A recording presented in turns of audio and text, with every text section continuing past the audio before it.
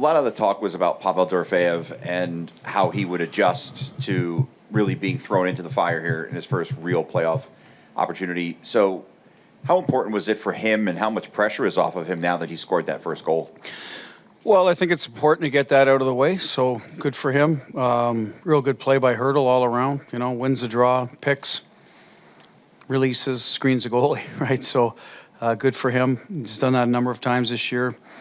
Opened up plays for the guys, and Pav, he didn't miss. Even if the goalie does track the puck and get across, might still go in. So good play by Theo. Good play all around, but happy for Pav as a young guy that has scored a lot. You don't want that to have to answer those questions as the playoff goes along if you can help it. So I thought he did some other things well. Took the puck to the net, 5-on-5 well. Their line was good. The Satter had a breakaway chance. Hurdle scores.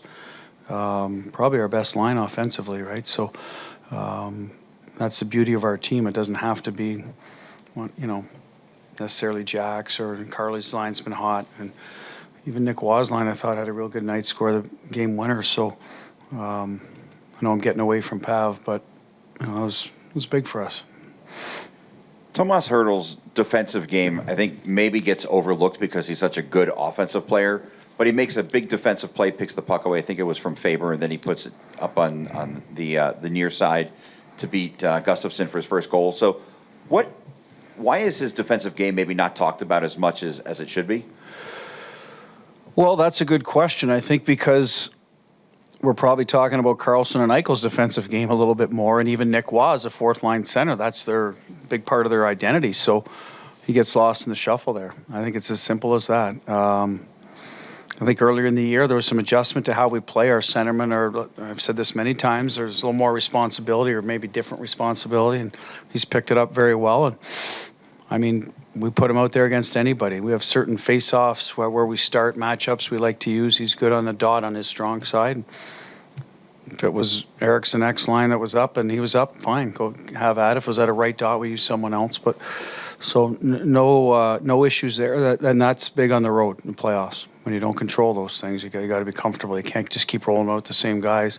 A, because there's fatigue, and B, because you lose the other guys if they're constantly getting skipped.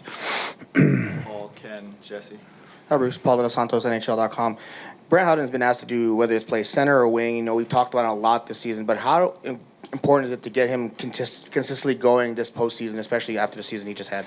Yeah, it was interesting. We knew he might land there, and Barbie was playing well with Nick and Coley too, so we might have been up there with Jack, and we talked to him about that. Don't change your game. It might be a little more straightforward with Nick and Coley, and don't they score on the rush? So there you go. You never know. And he didn't change his game. Played physical. It's part of our penalty kill.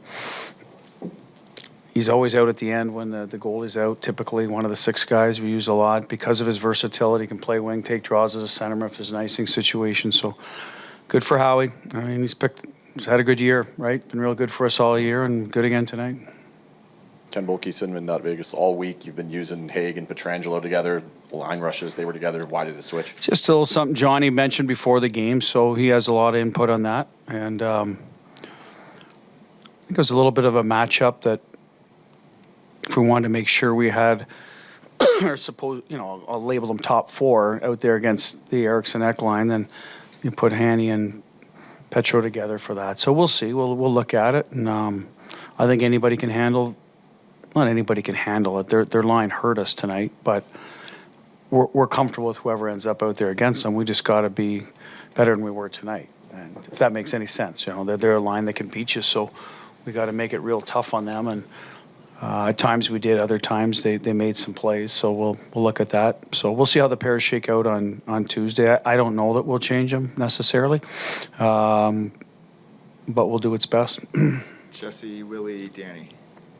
Hi, Bruce. Jesse Granger at The Athletic. You've talked all year about building the offense from sustained offensive zone time and not just in transition. It seemed like Hurdle really fueled that tonight. How would you assess how the team fared in that aspect, and how important was Hurdle to that?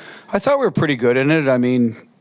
Usually you go back and look, and certain things you'll think maybe went better or worse than others. So Hurdle will be a big driver of that because he's a big man that protects puck, and that's his game. He can make stuff happen off the rush for sure, but I mean, he's hard to get the puck from once he gets cycling, and so his line, I would suspect, and Nick Waugh's line's very good at it because they protect the puck well, bigger bodies. I think Jack's line's good at it because Jack can separate himself. So I think we can get to that game. It's, are we going to recover the shots that go to the net? Or are we going to shoot enough? I thought at times tonight we didn't put enough pucks at the net to build that part of the game. Shots, recovery, get them scrambling around, then the east-west plays open up. So we'll look at that, but Hurdle's line should be very good at it because Pav is getting stronger and stronger on pucks. So, yeah, that would be a strength of Hurdle's for sure, no matter who he plays with. Willie Ramirez for the Hockey News. Bruce, different times this season you've talked about the way that your teams have been able to adapt to different teams, playing heavy, playing physical, playing fast, up tempo. Tonight it seemed like it was a mix of all of them in one game. Do you like that, or would you rather them be able to stick to one style, or are you pleased with the fact that they can do that within just 60 minutes? No, listen, we want to play with pace too and finesse. We have those players. But it can't be all that. You got to be able to adjust. A team like Minnesota doesn't give you a lot of odd man rushes. I thought we ended up opening it up a little. You get the lead. Their D were a little more aggressive pinching tonight than what we saw during the season for whatever reason. Sometimes if you're good on the walls, that can really open the rush game when you win those board battles when D are up and you have center support with speed, which we have. So we're okay with that game. It's actually tailor-made for us, I think, at times. And if that doesn't open up, then it's got to be a little more, okay, use the ice behind them and forecheck. So we're comfortable with both. I think that's why we're a good hockey team. I don't think you can sort of say if you take this part of the game away, they're done. I think there's parts of the game that every team looks at us, say, let's take that one away and make them beat us other ways, and I think we can do that. So I was pleased with the way it went for the most part. I don't think we gave them a lot of easy opportunities. Even their goals, we had numbers back, and they used a weak side on us in the first one, and even though we had numbers, they made a good play. The second one, I think we overcommitted, but we still had numbers. So pleased about the defensive part. I don't remember a lot of odd man rushes against because we mismanaged pucks. That's been a bugaboo of ours, so that was good. That's a playoff mentality. And our discipline was good. We took one penalty, and I thought we did a real good job on the kills. So yeah, I was pleased with our game, and if it opens up a bit, it's okay for us. I think we'll be fine that way. Bruce, Danny Webster, Las Vegas Review-Journal. You said the other day that series don't start until after Game 1. 5-1 now in Game 1s in the last 3 postseasons. Even though first period probably a little bit wide open, did you like how things kind of shut down in the second one? I didn't mind our game at all. Like Game 1s, you don't know. I told the guys this before the game. We used this week, I guess, the 2 games this week to sort of rest. We had an uneven practice Wednesday for the guys that did play, Friday, because some guys played both Calgary and Vancouver, and so the guys that played a full season. So we're trying to get the energy level for tonight up, and that affects a bit of your chemistry leading into the playoffs the last week. But I didn't feel like 2 games in 5 or 6 days would throw us off that much, but you don't know. And I think it showed up early on. We didn't break out the puck with a lot of pace early on, and then we get going, we start moving our feet and catch up to kind of playoff speed.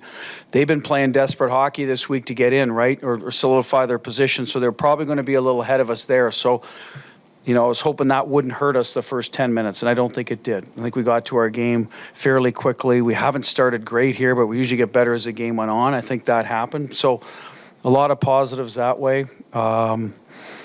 So that part of it was good. And I thought we played to our identity for the most part, and I thought they did. They were physical. They had, 50 hits? You knew that was coming with some of their bigger bodies. They played behind us when there was no ice. That's coming. They're disciplined, too. They don't take a lot of penalties. So I thought the game was kind of as advertised. We made more plays than them at the end in the offensive zone to secure the win, and I think you'll see a similar game on Tuesday. I don't think either team's going to try to get away from what they do well. It's too early in a series. That may happen later. I don't know. But I would expect more of the same. Last one, Alan.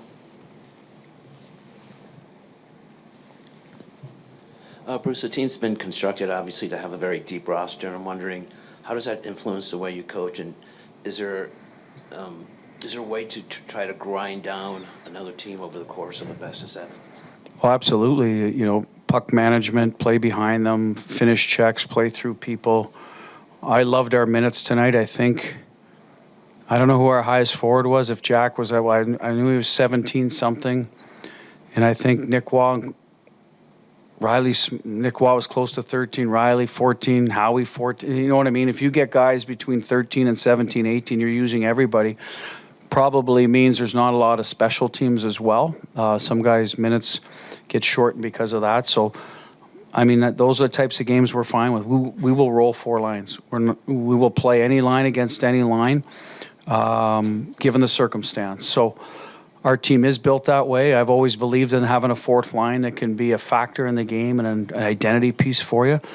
And they were tonight, right? I mean, they scored the game-winning goal, too. So they have value, not only scoring, but how we're going to play the game. So I think our roster is perfect for that. And even on the back end, what was it? Hanny 22 and Hager 17. You know, even the D pairs, it wasn't like 10 minutes for one pair and 28 for another. Like that can affect you over a playoff series. I'm not saying it won't work. I'm not judging other people, but for us, our formula, the minutes are closer together. I think it's our best path forward.